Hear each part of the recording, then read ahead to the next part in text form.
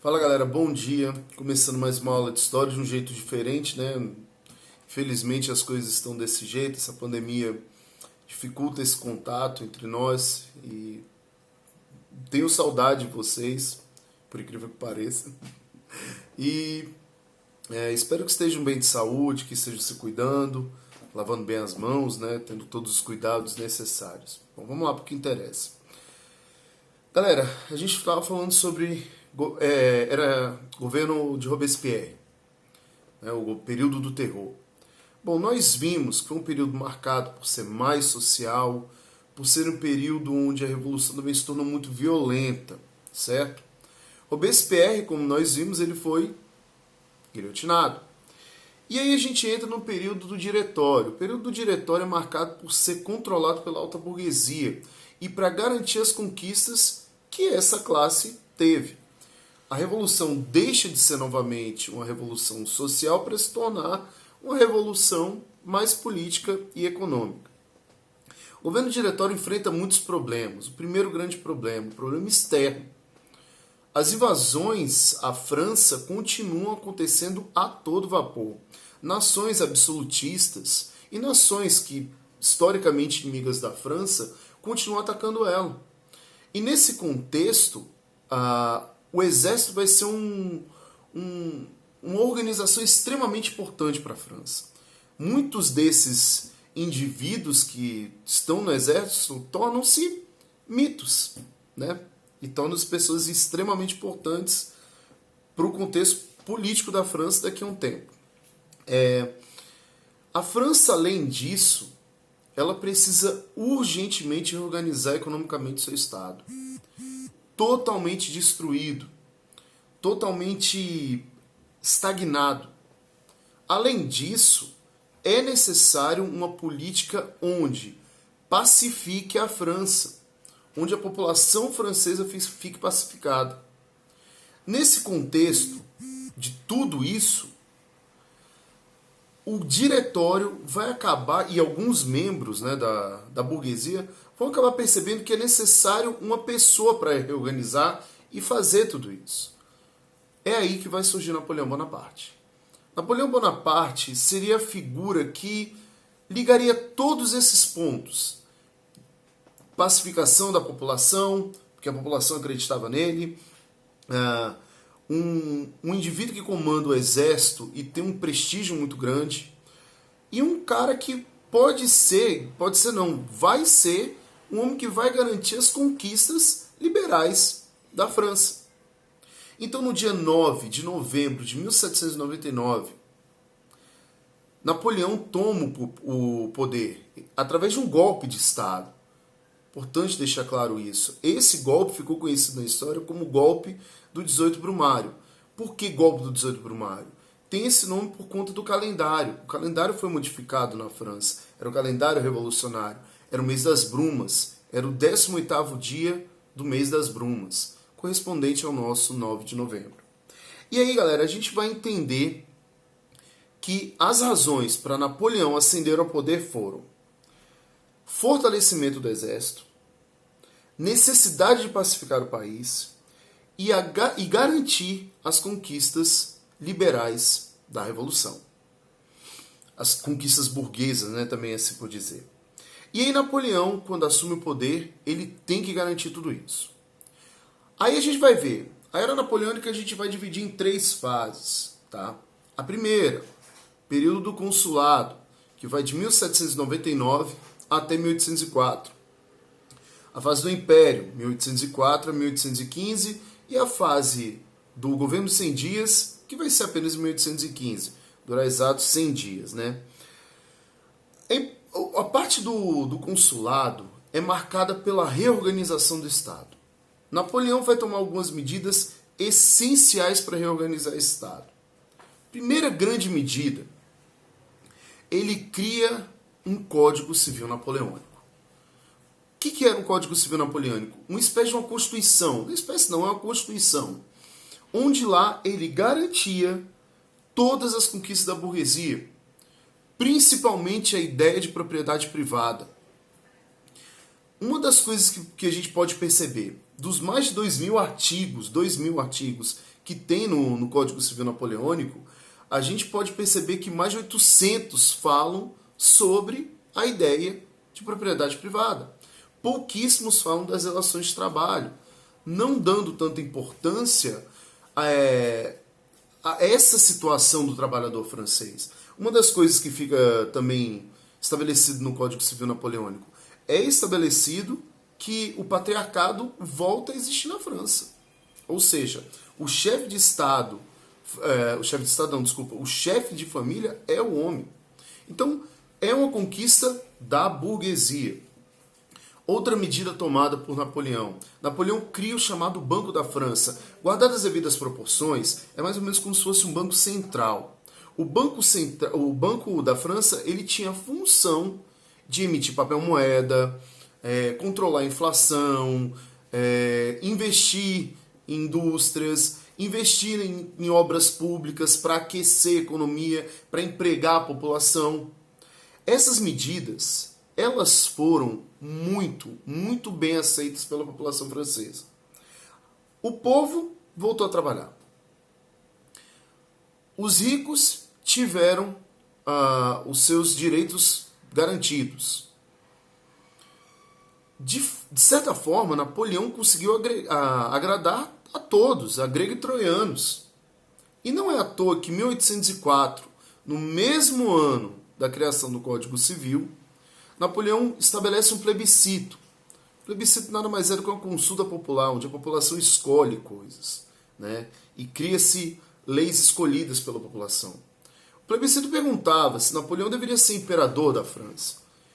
E Napoleão é aclamado imperador francês. Aí vem um fato que é muito massa dessa história. Meninos, desde Carlos Magno, lembra lá na primeira série, quando a gente falou sobre Reino Franco, Império Carolíngio? Desde aquela época, desde Clovis, quem coroava os imperadores franceses sempre era o Papa. Tem uma relação aí, né? Você já deve ter percebido. A relação, o poder de Deus é maior do que o poder dos homens. É como se o imperador francês ele tivesse a bênção de Deus. Basicamente é isso. O Papa do período, se não me engano foi o Pio VII, uma coisa assim, ele foi convidado para ir, né? Foi chamado para a coroação de Napoleão. E no momento que Napoleão seria coroado, ele tomou a coroa da mão do Papa e se autocoroou. Isso é significativo, isso é emblemático. Napoleão gostava muito desse negócio, dessa imagem. Tanto que o homem que faz o quadro, a coroação de Josefina, o Jacques-Louis David, era um homem da corte francesa, né? Era o pintor da corte francesa. Ele sabe bem qual era a importância disso. Ele queria deixar muito claro que o poder dele, nada estava acima dele. Nada poderia ser maior do que ele. E também um recado, esse controle que existia na França da Igreja Católica, ele acaba ali. É um recado que Napoleão, querendo ou não, tá dando. E após se autocoroar, ele pega a coroa da sua esposa, Joséphine, e a coroa na frente do Papa. Mais tarde eu vou botar nos slides lá para vocês. Eu vou colocar essas duas imagens para vocês verem como elas são bem emblemáticas. Como o Jacques-Louis David tenta até deixar muito claro a insignificância do Papa nessa situação. A posição que ele se encontra na imagem é muito forte, é muito interessante. Bom, reorganizado o Estado francês. Agora a gente precisa crescer esse Estado. Nós vamos para a segunda fase, a fase do Império. Galera, se na fase do consulado há uma necessidade de reorganizar o Estado, agora a gente está numa fase expansionista. O Império é expansionista. Napoleão quer tomar territórios, Napoleão quer enriquecer o seu Estado. Jogava a ideia de que não iria parar de salvar a Europa enquanto existisse uma coroa na cabeça de um rei. Ou seja, a luta dele era contra o absolutismo. Mas não era só isso, não. Napoleão, então, começa a sua política expansionista, invade a Espanha, toma a Espanha e entrega a seu irmão, José Bonaparte. José Bonaparte passa a ser o chefe maior do Estado espanhol. Vai tomando diversos territórios, chega no maior problema dele, no calcanhar de Aquiles dele, Inglaterra. Inglaterra é um problema por vários motivos. Primeiro grande motivo, Inglaterra é uma ilha. Como que o meu exército, o exército de Napoleão era bom em terra, muito bom em terra. Como que ele iria conseguir vencer um país que está numa ilha? Para piorar, é uma ilha com a melhor marinha do mundo. Não se esqueçam, desde a época do Cromwell, que nós vimos da Revolução Inglesa no passado, a Inglaterra é a rainha dos mares. É um problema. Napoleão precisa vencer esse problema. Napoleão precisa acabar com esse problema. Então Napoleão tem várias ideias. Algumas delas diziam que ele pensava em cavar um buraco da França até a Inglaterra para conseguir levar o seu exército. Iria atacar com a sua frota, né? Sua frota naval, utilizando balões e o exército passando por baixo. Atacar por terra, mar e ar. Para a época não tinha tecnologia para isso. Hoje é o Eurotúnel, né? O que liga a França à Inglaterra, o que liga a Inglaterra ao continente europeu. Logicamente não teria como fazer isso. Então teve uma ideia muito inteligente, uma ideia bem bacana. Ele pensou assim, bom, se eu juntar minha marinha de guerra e juntar a marinha de guerra da Espanha, eu vou ter uma marinha cabulosa. Não se esqueçam que a marinha espanhola era conhecida como a invencível armada. Então, velho, não é só uma marinhazinha. É algo significativo. E com isso, Napoleão juntou suas forças. Criou o que se chamava de coligação franco-espanhola. A Inglaterra soube dos planos de Napoleão. Convocaram então almirantes, né, para tentar resolver a situação. Um almirante em específico, conhecido como Horácio Nelson, ele teve a ideia, bom, vamos atacar a França. Todo mundo ficou, como assim, mano? Você tá maluco? Os caras têm a marinha espanhola e a deles para conseguir vencer a gente. Como é que a gente vai invadir? Então Horácio Nelson ele vai criar uma tática de guerra, uma batalha naval, digamos assim, e acaba vencendo Napoleão. Isso foi em 1805. Essa batalha ocorreu perto do Cabo Trafalgar, uma região ali próxima à Espanha. Essa batalha ficou conhecida como a Batalha de Trafalgar, 1805. Essa batalha foi emblemática para Napoleão, porque ele teve uma certeza. Era impossível vencer a Inglaterra. Então ele pensou, como que eu vou conseguir destruir meu maior inimigo, sendo que eu não consigo vencê-lo através da força das armas?